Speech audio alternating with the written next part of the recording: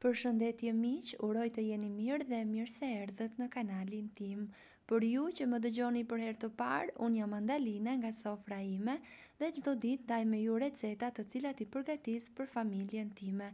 Sot kam përgatitur këto byrekët e tiganit që janë fantastik, përgatitur në një mënyrë shumë të thjeshtë. Qëndroni me mua t'ju a tregoj deri në fund të videos.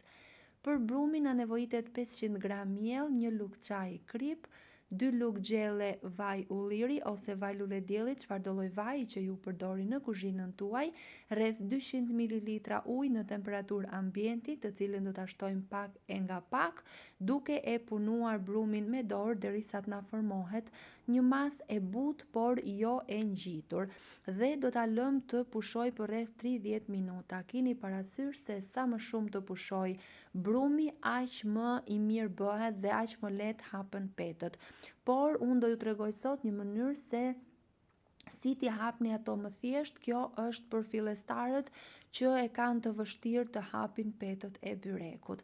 Fillimisht pasi ka pushuar, brumin e vendosim në tavolinën e punës duke shtuar pak miell poshtë dhe do t'i ndajmë në pjesë të barabarta. Pasi pushon, brumi bëhet pak i ngjitur, por mos u shqetësoni, mund të shtoni pak miell dhe mund ta ndani mjaft lehtë atë, duke e punuar në formën e toptat të vegjël, kështu si po tregoni në video. Pasi e kemi ndarë të gjithë masën, do ta vendosim në një enë dhe do t'i mbulojmë. Shumë e rëndësishme kjo, pasi derisa t'i mbarojmë, ato mund të thahen. Dhe kështu i hapim një nga një duke shtuar pak miell ose nise shte. Unë i kam hapur me miell në këtë rast. Do t'i hapim kështu si po shihni në video, në petë në formë pak të gjatë, pra pa e hapur në formën rrumbullake siç hapim petët kur bëjmë byrek të zakonshëm. Ja kështu si po shihni në video. Do t'i hapim kështu të gjitha në të njëjtën madhësi. Do ta lëmë me një anë këtë petën që kemi hapur dhe do vazhdojmë me petën tjetër, po në të njëjtën mënyrë. Nuk është nevoja që t'i bëni pak të holla, pasi do ju tregoj dhe hapin e radhës. Pasi i kemi gati të dyja petët, do vendosim mbushjen. Mbushjen sigurisht që ju mund të zgjidhni çfarë të keni dëshirë. Unë në këtë rast kam zgjedhur sallam dhe djath, të cilën i kam ngrirë në rende dhe e kam vendosur përgjatë petës së parë, kështu si tregohet në video. Petën e dytë e kam vendosur në formë plusi, ja kështu.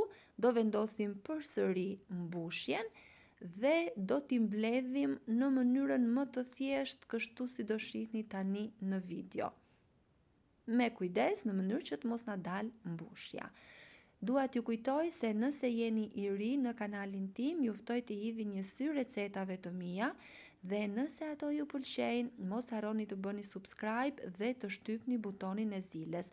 Kështu do njoftoheni për çdo recetë të re të postuar. Siç e shihni, peta është gati, do ta hapim edhe pak, kështu siç është e mbledhur. Me kujdes, në mënyrë që të mos na dalë mbushja, por thjesht të hapen pak më shumë, por edhe të ngjiten me njëra tjetrën në mënyrë që të mos hapen gjatë pjekjes. Ja, vetëm kaq dhe u formua byreku i parë. Në tigan do shtojmë pak vaj ulliri ose vaj lule dielli ose gjalp sipas dëshirës tuaj dhe do t'i pjekim në temperaturë të ulët. Kjo është shumë e rëndësishme, pasi nëse do t'i pishni në zjarr në temperaturë të lartë, ato do të digjen në sipërfaqe dhe në brendësi do të mbesin pa pjekur. Prandaj është e rëndësishme të pishen në zjarr të ngadalt, duke i kthyer her pas here dhe duke i lyer edhe në pjesën tjetër. I kthejmë me kujdes, her pas here në të gjitha anët derisa të piqen plotësisht. Më pas i vendosim në pjatë dhe sipas dëshirës, por unë i bëj gjithmonë, i shtoj pak gjalp, i lyej me gjalp në mënyrë që të marrë dhe aromë, por edhe të qëndrojnë të buta. Kjo mënyrë e byrekëve janë krokant në sipërfaqe dhe të butë në brendësi. Unë ju sugjeroj t'i provoni, pasi bëhen vërtet shumë të mirë. Nëse ju pëlqeu kjo recetë, pres përshtypje në koment, mos harroni të më shkruani se nga cili vend më ndiqni.